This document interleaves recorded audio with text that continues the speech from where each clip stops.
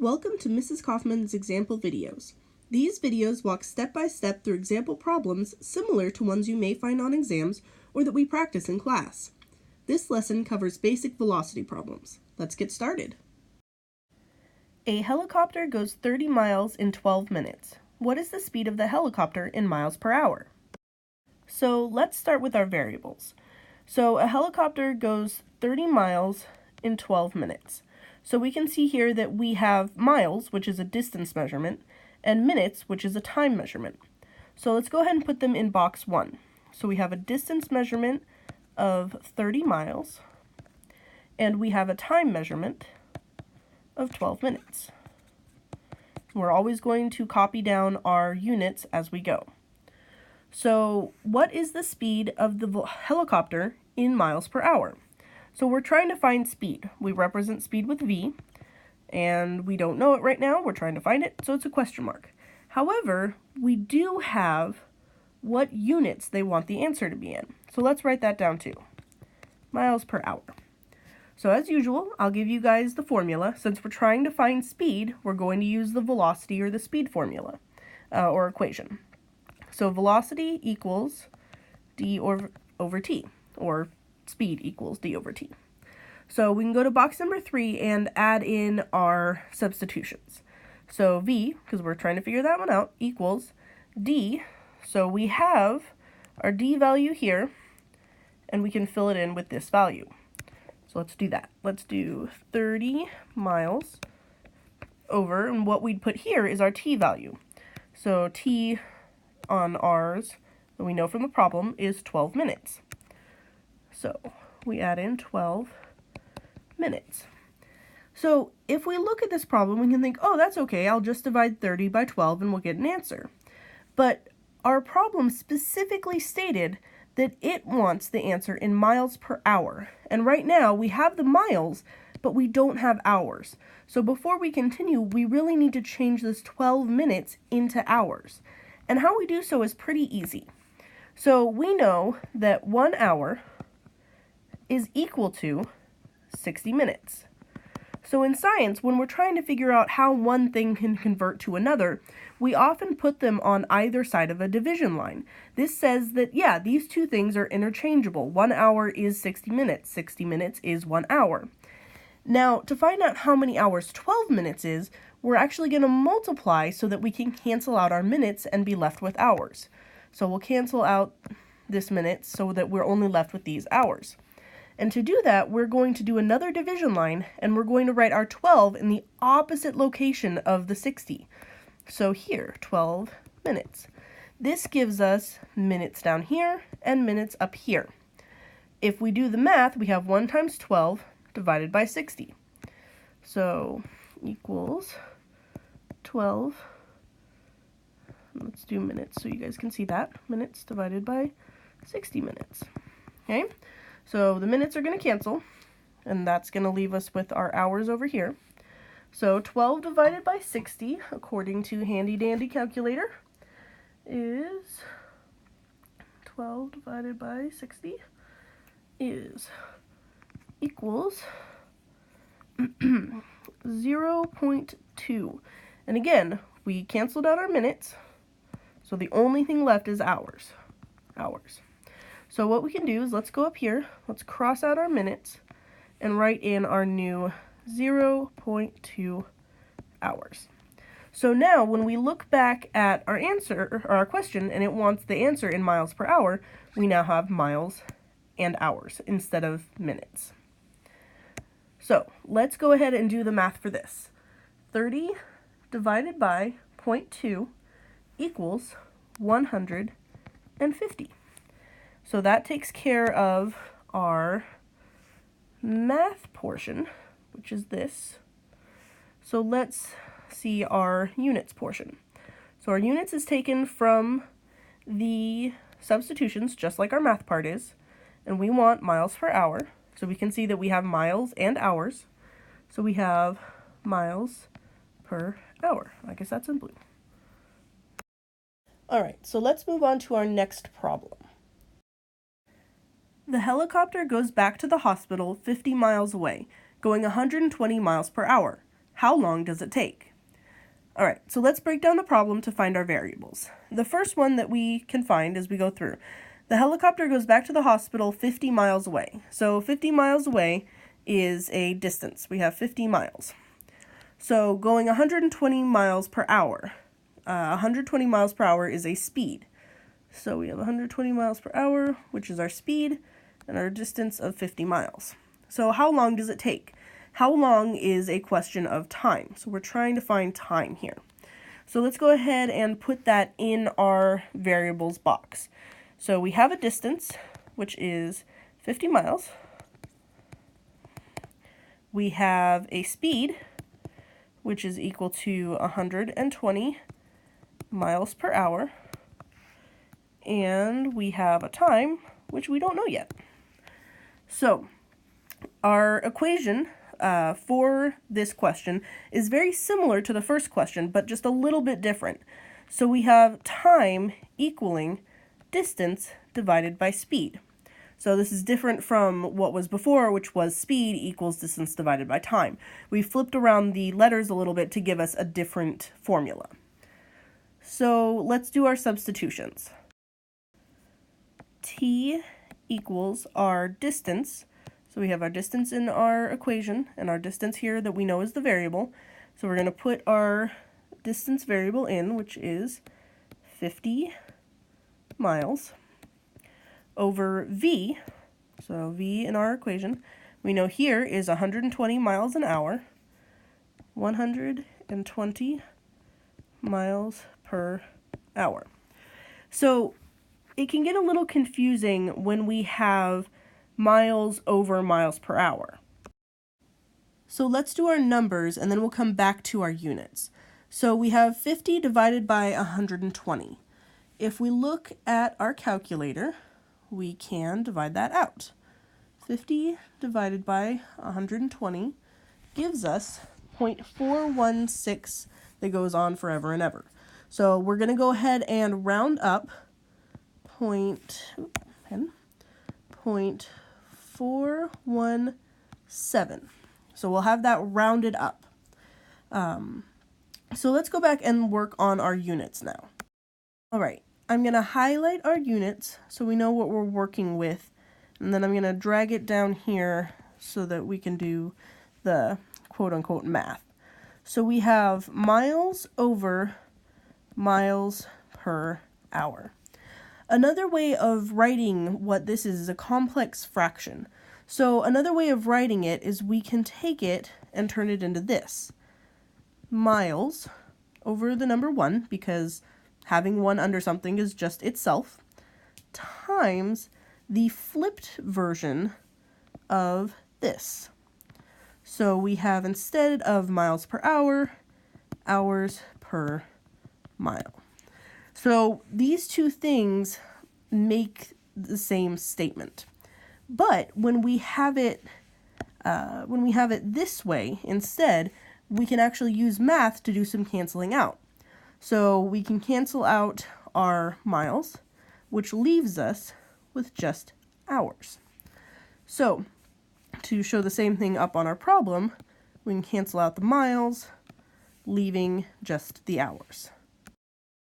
So that lets us have 0.417 miles are canceled out, hours. Now, finally, if we do a common sense check, we can see that if our units are in hours and we're trying to find a time, well, hours is a measurement of time, so that makes sense. That our common sense check checks out. All right, let's go ahead and move on to the next problem. Okay, so this is a bit longer of a problem, but we'll take our time and we'll break it down piece by piece, and that will give us the information we need. So let's start. The helicopter gets a new call for a patient pickup. The patient needs transport in 15 minutes or they won't make it. If the helicopter flies at 160 miles per hour, will it be able to cover the 50 miles to the patient in time? So this has a lot of numbers going on, but let's take a look and see exactly what we need to find. So the patient needs transport in 15 minutes. So we know we have a time value of 15 minutes. So let's put our time value of here. So we know they have to make it in 15 minutes. Okay? So if the helicopter flies at 160 miles per hour, so we see miles per hour, which lets us know it's a speed. So a speed. So let's put that down. V equals 160 miles per hour. And the last piece of information we have is the 50 miles. So 50 miles here. So we have D equaling 50 miles. So we have to look at the question carefully and go, okay, what is it really asking us to find? Because right now it looks like we have all three pieces of information. So let's look at the very last question on here. If the helicopter flies at 160 miles per hour, will it be able to cover the 50 miles to the patient in time? So what it's really asking us to look for is a time value. So instead of the 15 minutes, we need to figure out if the answer of 50 miles and 160 miles per hour is more or less than 15 minutes. So let's go ahead and do so. So we're trying to figure out a time. So we know the time is equal to distance divided by velocity, or speed. So we'll go ahead and plug in our substitutions. Time equals, we have our distance right here and our speed right here. So let's go ahead and add those in. We have 50 miles over 160 miles per hour. Or as we wrote it last time, miles over hours. So these two are exactly the same thing. They say the exact same thing. MPH, miles per hour, MI over HR is also miles per hour. Okay, so like last time, we're going to divide our numbers first, which we have 50 divided by 160, which equals 0.3125. We can round down. The 25 is not important. We'll stick with 0.31.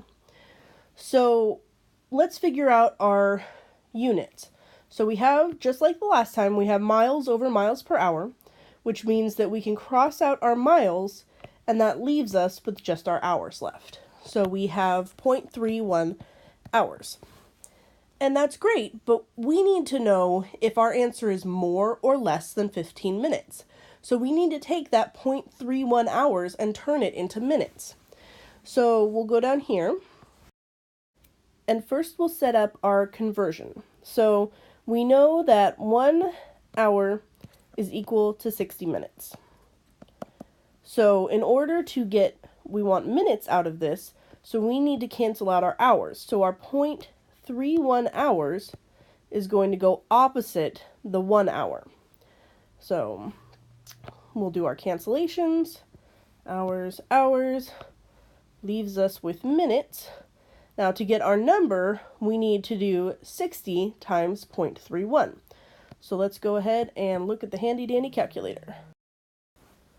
And the answer we get is 18.6.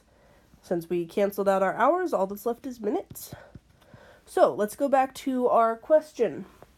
If the helicopter flies at 160 miles per hour, will it be able to cover the 50 miles to the patient in time? So if they only have 15 minutes and it's taking them 18.6, the answer is no, unfortunately for the patient. All right, so let's move on to our next problem. A police officer pulls over a driver claiming they had gone over the speed limit. The driver had only gone a block, 200 meters, in 4 minutes. If the limit is 30 kilometers per hour, was this driver speeding? So let's start with our variables. All right, so the first thing in our question. So the driver had only gone a block, 200 meters. So meters are a distance.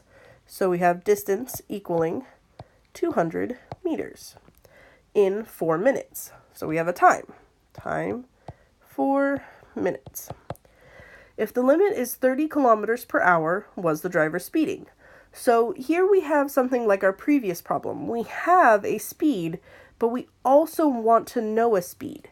So I'm going to write both of them down. We have one speed to compare to, 30 kilometers per hour, and one speed we don't know. We want to know, was he really going over 30 kilometers per hour? So our equation for this is our same velocity equation, v equals distance over time. So let's go ahead and do our substitutions. V equals 200 meters over 4 minutes. But now we have a problem. Both our distance and our time don't match the units we need to have to compare in our answer. So we need to turn these meters into kilometer and these minutes into hours. And we do that by using an expanded version of that equation that I showed you before. So we're going to start with our two numbers that we have. So we have 200 meters over 4 minutes.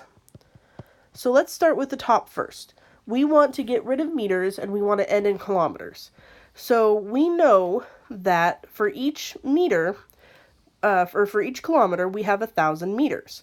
So if we want our meters to cancel out, we're going to put our 1,000 down here and our 1 kilometer up here. And again, remember that this setup means that these two things are equivalent. 1 kilometer is 1,000 meters. 1,000 meters is 1 kilometer. So that's our first step. But we also need to deal with these minutes. So we multiply again by our minutes to hours conversion. So we want to cancel out minutes, so minutes have to go on the opposite side. So 60 minutes is equal to 1 hour.